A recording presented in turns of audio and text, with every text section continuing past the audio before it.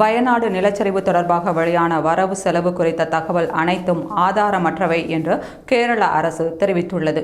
கேரளாவுக்கு ஒதுக்கப்பட்ட பேரிடர் நிவாரண நிதியில் அம்மாநிலத்தை ஆளும் இடதுசாரி அரசு முறைகேடு செய்ததாக பாஜக, காங்கிரஸ், இந்திய யூனியன் முஸ்லீம் லீக் ஆகிய கட்சிகள் குற்றம் சாட்டின.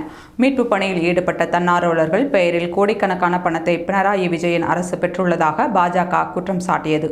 அதற்கு மறுப்பு தெரிவித்த கேரளாவின் முதல்வர் அலுவலகம் வெளியிட்ட அறிக்கையில், பேரிடருக்கு தேவையான அவசர கால நிதி குறித்து மத்திய அரசிடம் அறிக்கை சமர்ப்பித்தோம். அதில் பல்வேறு தலைப்புகளில் தேவைப்படும் நிதி குறித்து குறிப்பிடப்பட்டிருந்தது.